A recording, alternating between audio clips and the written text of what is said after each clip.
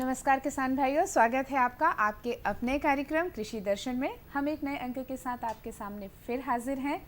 किसान भाइयों, आत्मनिर्भरता बहुत ज़रूरी है हर काम में, हर क्षेत्र में। और किसानी का क्षेत्र तो होता ही बहुत बड़ा है, चाहे वो उत्पादन का हो, फिर चाहे उसको साज संभाल का हो, और फिर चाहे वो भंडारण का हो। तो खाद्य प्रसंस्करण भी एक बहुत महत्वपूर्ण काम होता है जो हमारे किसान भाई करते हैं। कृषि के क्षेत्र में ये काम एक अपना अहम स्थान रखता है। जी हाँ, आत्मनिर्भर योजना जो भारत की चल रही है उसमें खाद्य प्रसंस्करण की योजनाएं क्या हैं, बस इसी विषय को लेकर आज हमने ये अंक सजाया है। और हमने अपने स्टूडियो में आमंत्रित किया है डॉक्टर विजय अग्रवाल को, जो उद्यानिकी विभाग में है उप संचालक। नमस्कार, आपका बहुत बहुत स्वागत है। डॉक्टर साहब, हम यहीं से शुरू करना चाहेंगे कि आत्मनिर्भर भारत योजना में कृषि एवं उद्यानिकी की क्या भूमिका है? देखिए, आत्मनिर्भर भारत में हमारे जो मध्य प्रदेश के किसान हैं, या मध्य प्रदेश कृषि प्रधान राज्य है और यहाँ पर बहुत सारी उद्यानिकी फसलें हैं, क्योंकि यहाँ पर कई प्रकार के कृषि जलवायु क्षेत्र हैं। और यहाँ पर मुख्य रूप से कृषि की अगर हम बात करते हैं तो गेहूँ, चना, धान जैसी मुख्य फसलें हमारे प्रदेश में होती हैं। और उद्यानिकी की बात करें तो उद्यानिकी में मध्य प्रदेश के अंदर लगभग 20 लाख हेक्टेयर में उद्यानिकी फसलें होती हैं। और उत्पादन की अगर बात करते हैं तो 3 लाख हेक्टेयर में 3 लाख मैट्रिक टन उत्पादन है मध्य प्रदेश में उद्यानिकी फसलों का। तो यहाँ पर प्रमुख रूप से बहुत सारी फसलें होती हैं। जैसे अगर बात करते हैं तो मध्य प्रदेश का जो संतरा है वो पूरे भारत में सबसे ज़्यादा उत्पादन मध्य प्रदेश करता है। इसी तरह से धनिये की फसल जो होती है उसका उत्पादन बहुत ज़्यादा है। लहसुन की बात करें या अन्य उद्यानिकी फसलों की बात करते हैं तो मध्य प्रदेश में काफ़ी अच्छा उत्पादन हो रहा है। तो जब हम इसको बात करते हैं, उत्पादन बहुत अच्छा हो रहा है। उत्पादन के साथ साथ आवश्यकता है समय को देखते हुए कि हमारे किसानों को भाव अच्छा मिले। और भाव अच्छा जब मिलेगा जब यहाँ पर उससे संबंधित अन्य सुविधाएं भी होंगी, क्योंकि सिर्फ खाने में या इससे फर्क नहीं पड़ता। यानी जैसे हमने आम हुआ या आम को हम खा रहे हैं, लेकिन आज के समय में जो समय है वो प्रसंस्करण का है। आज के समय में आप देखते हैं कि घरों में प्रसंस्कृत खाद्य पदार्थों का बहुत ज़्यादा चलन हो गया है, ज़्यादा समय तक चीज़ें चले। जी जी जी, यानी एक समय, क्योंकि इसकी भंडारण क्षमता बहुत कम होती है। टमाटर की बात करें तो 2 दिन या 3 दिन भंडारण क्षमता होती है। बहुत सारे फल होते हैं, अधिकतम 1 हफ्ते का समय उसमें रहता है। लेकिन जब प्रसंस्कृत कर लेते हैं तो वो लगभग साल भर 2 साल तक चलते हैं। तो ऐसे में जब बाजार में डिमांड बहुत ज़्यादा है, और क्यों ना हमारे किसान भाई इस योजना का लाभ लें और खुद भी प्रसंस्करण करें। और भी हमारे ग्रामीण युवक हैं या अन्य युवक हैं, जो नवयुवक हैं, जो इस अभियान में साक्षी बने और खाद्य प्रसंस्करण को अपनाएं, क्योंकि हमारे इधर उत्पादन बहुत भरपूर है। बिल्कुल ठीक कहा आपने कि उत्पादन हमारे यहाँ भरपूर है। लेकिन जहाँ आत्मनिर्भर भारत योजना की बात आ रही है, तो अगर हम ये देखते हैं कि कौन कौन सी योजनाएं हैं जो हमारे किसान भाइयों के लिए आई हैं? देखिए, एक इसमें अभी जो मध्य प्रदेश की बात करते हैं तो 3 विशेषकर उद्यानिकी और कृषि से संबंधित 3 प्रमुख योजनाएं हैं। इसमें से है, पहली है जो प्रधानमंत्री जी ने जो शुरुआत की है, इसमें इसकी है सूक्ष्म खाद्य प्रसंस्करण उद्योग से संबंधित है। दूसरी योजना है ऑपरेशन ग्रीन योजना के अंतर्गत है, ये टॉप टू टोटल कहलाती है। ये भंडारण के लिए और परिवहन से संबंधित योजना है। इसमें उद्यानिकी जो फसलें होती हैं उसका जहां पर ज़्यादा उत्पादन हो रहा है वहां से कोई भी व्यापारी, किसान, एफपीओज या अन्य कंपनी इसको खरीदती है किसानों का अच्छा मूल्य देके। और जहां पर भी भारत में या अन्य प्रदेशों में जहां पर उसकी अधिक डिमांड है वहां पर बेचती है, तो उस में योजना का लाभ ले सकता है। और इसमें भारत सरकार की तरफ से जो योजना के लाभ की अगर बात करते हैं तो परिवहन में 50% अनुदान दिया जाता है, साथ ही साथ भंडारण में भी अनुदान दिया जाता है। तीसरी योजना अभी जो चालू हुई है, कृषि अधोसंरचना नीति जो चालू हुई है, एग्रीकल्चर इंफ्रास्ट्रक्चर फंड, इसमें भी कई सारी संस्थाएं इसको भी लाभ ले सकती हैं। जैसे आपने देखा होगा कि बड़े बड़े कोल्ड स्टोरेज बनते हैं, क्योंकि मध्य प्रदेश में आलू या अन्य फसलों का उत्पादन बहुत अधिक है, जिसमें कोल्ड स्टोरेज की आवश्यकता होती है। आजकल इंटीग्रेटेड पैक हाउस जो कि निर्यात के लिए बहुत आवश्यक होते हैं, जहां पर सभी तरह की सुविधाएं होती हैं, फसलों की खेत से फसल आने के बाद उसकी धुलाई होती है, सफाई होती है, ग्रेडिंग, सॉर्टिंग होती है, प्री कूलिंग होती है ना। तो ऐसी व्यवस्थाओं के लिए इंटीग्रेटेड पैक हाउस की आवश्यकता होती है।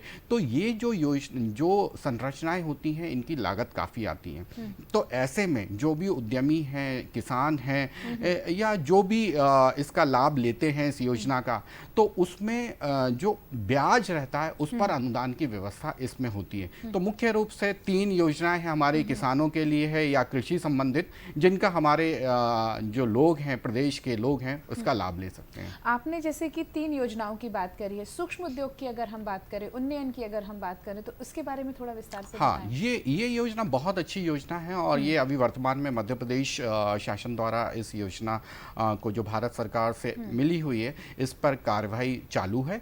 ये योजना का मुख्य विशेषता ये है कि कृषि उद्यानिकी, फॉरेस्ट आधारित या दुग्ध संबंधित जो प्रोडक्ट होते हैं, इनसे संबंधित कोई भी प्रसंस्करण पदार्थ की अगर यूनिट लगाना चाहते हैं, प्रसंस्करण पदार्थ की कोई इकाई हमारे किसान भाई लगाना चाहते हैं, एसएचजीज लगाना चाहते हैं, एफपीओज लगाना चाहते हैं, तो उनको इसमें अनुदान की व्यवस्था है। साथ ही साथ क्या है कि इस समय अगर हम देखें तो बहुत सारी खाद्य प्रसंस्करण इकाइयां प्रदेश में पहले से भी हैं, लेकिन उनमें उनकी प्रॉपर मार्केटिंग होना चाहिए, सर्टिफिकेशन होना चाहिए, प्रमाणन नहीं होता है, वो अच्छे से ब्रांडिंग नहीं कर पाते अपनी, क्योंकि आत्मनिर्भर भारत का मूल्य वाक्य है हमें जो लोकल है उसके लिए वोकल होना चाहिए। जो हमारी पहचान है उसको विश्वव्यापी पहचान बनाना हमारी हमें इस अभियान का एक मुख्य लक्ष्य है। तो जो हमारे लोग, हमारे उद्यमी, हमारे नवयुवक जिन्होंने उद्योग लगा रखे, उसका अपग्रेडेशन या उन्नयन करना चाहते हैं, उसमें ब्रांडिंग करना चाहते हैं, उसकी मार्केटिंग करना चाहते हैं, उसके सर्टिफिकेशन करना चाहते हैं, जिससे कि हम विश्व स्तर पर जो हमारा उत्पाद है उसको रख सकें और अपने उत्पाद का अच्छे से अच्छा मूल्य प्राप्त कर सकें।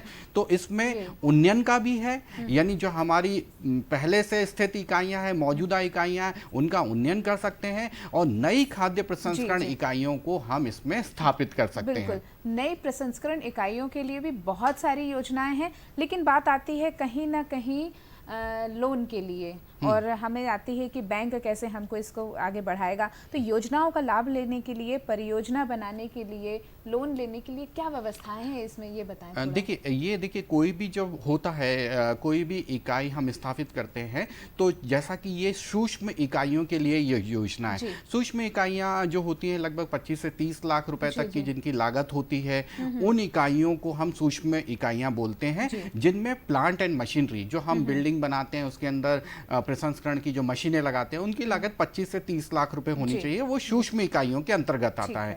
तो इसमें जो इसकी प्रक्रिया है, इसका लाभ हम कैसे लेंगे, इसको हमें जिला स्तर पर इसकी कार्यवाही की जाएगी और जिला स्तर पे पहले इसके योजना सही ढंग से चले, योजना का सही लाभ मिले, तो इसमें एक व्यवस्था की गई है कि हर जिले में एक ऐसा रिसोर्स पर्सन है, ऐसे प्रशिक्षित व्यक्ति को नियुक्त किया जाएगा जो किसानों के बीच में, एफपीओज के बीच में, एसएचजीज के बीच में जाएगा और ये देखेगा कि कहां पर इकाइयां लगी हैं, उन इकाइयों का सर्वेक्षण करेगा और उनमें से कौन से अपनी इकाइयों का उन्नयन करना चाहते हैं। तो उन्होंने बोला कि यह हमारी पुरानी टेक्नोलॉजी पे, पुरानी मशीन के आधार पर ये है, हम इसमें नई पैकिंग मशीन लगाना चाहते हैं, इसका सर्टिफिकेशन करना चाहते हैं, इसमें कुछ चीजें और जोड़ना चाहते हैं। तो ऐसे लोगों से चर्चा करके वो क्या करना चाह रहे हैं, उनकी एक परियोजना प्रस्ताव बनाने की आवश्यकता होती है, जिसे हम डीपीआर बोलते हैं, डिटेल प्रोजेक्ट रिपोर्ट बोलते हैं। तो वो जो हमारा रिसोर्स पर्सन रहेगा, संबंधित इकाइयों से चर्चा करके एक डिटेल रिपोर्ट बनाएगा। रिपोर्ट में ये पूरा होगा कि पहले हम वर्तमान में क्या कर रहे हैं, इसके साथ साथ हम जो इसमें उन्नयन करना चाहते हैं, क्या चीज़ों और नई मशीनें लगाना चाहते हैं, उसकी क्या लागत होगी और इसमें लगभग कितना खर्चा आएगा। उस आधार पे वो परियोजना बनाएगा। फिर परियोजना जो जिला स्तरीय हमारी कमेटी रहेगी, वो परियोजना को देखेगी, उसमें कई सारे एक्सपर्ट्स होंगे। परियोजना को देखने के बाद वो निर्णय लेगी कि ये परियोजना सही है, इसमें सही मूल्यांकन किया गया। उस आधार पर वो बैंक को उसका रिकमेंडेशन जाएगा, उस आधार पर बैंक उसके लोन को स्वीकृत करता है। और इसी जैसे मैंने ये इसका प्रारूप आपको बताया, इसी तरह से जो हमारे नए उद्यमी हैं, जो नई अपनी यूनिट लगाना चाहते हैं, खाद्य प्रसंस्करण इकाइयां खोलना चाहते हैं, वो भी इसी तरह से रहेगा। उनको भी एक डिटेल प्रोजेक्ट रिपोर्ट या परियोजना प्रस्ताव उनको भी डिस्ट्रिक्ट रिसोर्स पर्सन की मदद से वो बनवा सकता है। फिर जब वो प्रस्ताव स्वीकृत हो जाता है, फिर उसके बाद वो बैंक के माध्यम बैंक में चला जाएगा और बैंक से जो लोन की प्रक्रिया होती है, ऋण की प्रक्रिया होती है, वो होगी। और जब सारी चीजें हो जाती हैं उसके बाद इसमें अनुदान की व्यवस्था होती है। जी जी डॉक्टर साहब, हम आपसे चर्चा आगे भी जारी रखेंगे। किसान भाइयों, लेते हैं एक छोटा सा अंतराल, बस अभी उपस्थित हुए। अरे भाई, सुना नहीं क्या? केसीसी ने किसानों का जिंदगी बदल दिया है। देश के छोटे किसान 1,60,000 रुपए तक का कर्ज बिना किसी गारंटी को ले पाएंगे। ब्याज खोरों से भी पीछा छुटा। मैं तो जैविक खेती का पूरा सामान मंगा लिया, केसीसी का भी कोई दबाव नहीं है। ब्याज चुकाने के लिए पूरा 1 साल मिलता है। समय पर भुगतान करने पर केवल 4% के सालाना ब्याज पे लोन मिल गया मुझे। अपना आधार कार्ड, लेटेस्ट फोटो और जमीन के कागजात लेके अप्लाई करो बस। और नामांकन भरने के लिए जेब भी ढीली नहीं करनी पड़ी।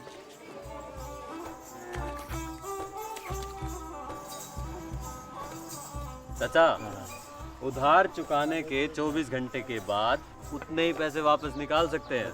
केसीसी ने किसानों की जिंदगी वाकई बदल दी है। तो आप भी किसान क्रेडिट कार्ड अपनाएं और सहजता से ऋण पाएं। हर जोखिम से निकल कर फसल आए, सुरक्षित हो जाए। फसल बीमा से हर किसान अब आत्मनिर्भर हो जाए। अब सूखा पड़े या बाढ़ आ जाए, कोई डर नहीं। अब ओले पड़े या कीट पतंगे फसल खा जाए, कोई फिक्र नहीं। अब कैसी भी आपदा हमारी फसल पे आ जाए, क्षति होने पर हमारे दावों का उचित भुगतान मिलता है, क्योंकि हमने लिया है प्रधानमंत्री फसल बीमा। बुआई से फसल कटाई तक हर जोखिम का दावा, न्यूनतम प्रीमियम पर अधिकतम भुगतान का वादा। योजना से हर साल जुड़ रहे हैं 5 करोड़ से ज्यादा किसान। अब आपकी है बारी। नजदीकी कृषि कार्यालय, सहकारी समिति, बैंक शाखा, अधिकृत बीमा कंपनी या जन सेवा केंद्र में स्वेच्छा से करा सकते हैं पंजीकरण। फसल बीमा पोर्टल या फसल बीमा ऐप द्वारा भी किया जा सकता है पंजीकरण। प्रधानमंत्री फसल बीमा योजना, आपकी फसलों का संपूर्ण सुरक्षा कवच। कृषि एवं किसान कल्याण मंत्रालय, भारत सरकार। अरे सुन तो। मुझे क्या सुनाना चाहते हो? जो सुनाओ मेरी सौतन को। किसको? अरे वही तुम्हारा मोबाइल फोन, जिससे सुबह शाम दिन रात चिपके रहते थे और कहते थे किसान कॉल सेंटर से बातें हो रही हैं। अच्छा, ये बात है। हाँ, क्यों? क्या हुआ? अब बात नहीं होती क्या? अब तो झट से बात हो जाती है। संबंधी समस्याओं का अपनी भाषा में तुरंत हल पाने के लिए पूरे भारत में किसी भी फोन से हेल्पलाइन नंबर पर संपर्क करें। किसानों का दोस्त, किसान कॉल सेंटर।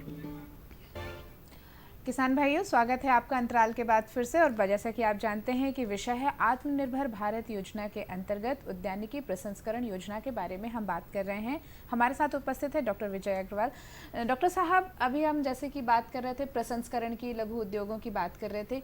एक जिला एक उद्योग, एक उत्पाद, ये इस तरीके का क्या एक ही जगह पे एक ही स्थापित हो सकता है? कैसा क्या है, इसके बारे में बताइए। हाँ, ये इसका मेन थीम है इस योजना का कि 1 डिस्ट्रिक्ट 1 प्रोडक्ट या एक जिला एक उत्पाद। इसके पीछे आशय ये है कि जो ये योजना क्लस्टर आधारित है। एक हर चीज का एक क्लस्टर होता है, उत्पादन का भी क्लस्टर होता है। कि आप देखते हैं ये प्रदेश में कहीं पर आप देखेंगे कि संतरे का बेल्ट है, यानी वहाँ पर संतरे का उत्पादन ज्यादा हो रहा है। प्रदेश में गुना वाला क्षेत्र ऐसा है, वहाँ पर धनिया काफी बड़े एरिया में होता है, 1 लाख हेक्टेयर में धनिया होता है। शिवपुरी में टमाटर होता है।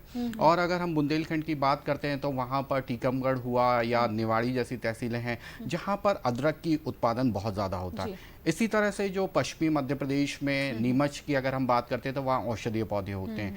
तो इसका उद्देश्य ये है कि हर जिले की जो मुख्य फसल है या जिसका उत्पादन जहाँ पर होता है, क्योंकि इसमें हम बात कर रहे हैं खाद्य प्रसंस्करण की। प्रसंस्करण के लिए हमें कच्चे माल की आवश्यकता होती है, और जहाँ पर कच्चे माल की उपलब्धता ज़्यादा है वहाँ पर अगर उद्योग लगाते हैं तो वहाँ के लोगों को बहुत आसानी से कच्चा माल मिल जाएगा जो कि प्रसंस्कृत पदार्थ बनाने में काम आता है और साथ ही वहां पर रोजगार की भी संभावना होगी और जिन चीजों की खेती हो रही है वहां पर लोग उसके प्रति नकारात्मकता नहीं रखेंगे कि बहुत ज्यादा उत्पादन हो गया है, अब इस उत्पादन का बाजार में भाव नहीं मिल रहा है। तो जो उत्पादन के क्लस्टर है उनको ही हम चिन्हित कर रहे हैं और वहीं पर हमारी कोशिश रहेगी कि वहीं पर उससे संबंधित प्रसंस्करण की इकाइयां लगे।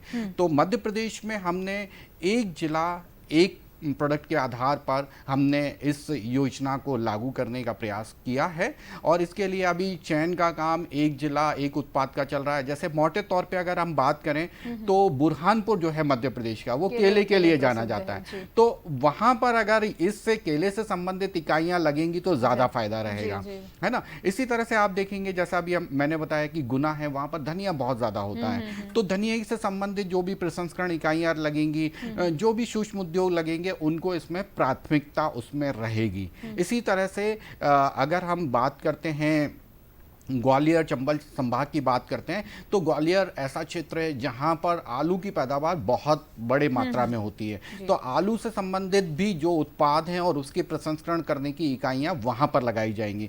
इसी तरह से शिवपुरी में टमाटर बहुत होता है। अगर नीमच की बात करें तो वहाँ औषधीय पौधे जैसे इसबगोल हुआ या फिर अश्वगंधा, इनकी खेती बड़े पैमाने पर होती है। और जैसा कि मध्य प्रदेश की एक पहचान है शरबती गेहूं, और हमारा सीहोर जिला जो है शरबती गेहूं के उत्पादन में बहुत ज्यादा अच्छा नाम रखता है, तो वहां पर हमारा प्रयास रहेगा कि गेहूं से संबंधित जो प्रसंस्करण इकाइयां हैं वहां पर आए। अगर औषधीय पौधे में और हम बात करते हैं तो आंवला, जो कि पन्ना वाला क्षेत्र है जहां पर आंवला बहुत होता है और औषधीय मूल्य भी होता है, आप देखते हैं उससे संबंधित च्यवनप्राश बनता है, आंवले का पाउडर, त्रिफला, बहुत सारी चीजों में उपयोग होता है। तो वहां पर हमारा प्रयास रहेगा कि इस तरह की इकाइयां वहां पर आए। तो ये एक जिला एक उत्पाद है। इसमें उद्यानिकी फसलें भी आ सकती हैं, इसमें कृषि आधारित फसलें भी आ सकती हैं, और जैसे कि छिंदवाड़ा औषधि भी आ सकती है, वनोपज में जैसे चिरौंजी वगैरह मध्य प्रदेश में काफी होता है और छिंदवाड़ा वाला क्षेत्र है, तो उससे संबंधित भी ये जहां पर उत्पादन ज्यादा है, क्योंकि इसका मुख्य कारण है कि कच्चा माल जो है आसानी से उपलब्ध हो जाए और हमारे किसान को उत्पादन का अच्छा मूल्य मिल जाए, तो लागत कम होगी तो मुनाफा भी ज्यादा बिल्कुल। और इसमें जैसा कि और दूसरा है कि हम एक जगह पे बिल्कुल फोकस कर पाएंगे, यानी वहां पर जो उद्योग आए वो विश्व स्तरीय उद्योग आना हमारी प्राथमिकता रहेगी, यानी उसमें हम उसकी ब्रांडिंग अच्छे से कर पाए, जो FSCCI के स्टैंडर्ड है, फसाई के स्टैंडर्ड है, उस हिसाब से सर्टिफिकेशन हमारे जो उद्यमी हैं उसका करवा पाएं, अच्छे से मार्केटिंग करें, ब्रांडिंग करें। तो यही उद्देश्य है, इसलिए एक डिस्ट्रिक्ट एक उत्पाद के रूप में इस योजना को लागू किया जा रहा है। मतलब हमारे किसान भाई जो हैं वो अपनी प्राथमिकता समझें, अपने यहाँ की विशेषता समझें और उसको आगे लेकर जाएं। जी।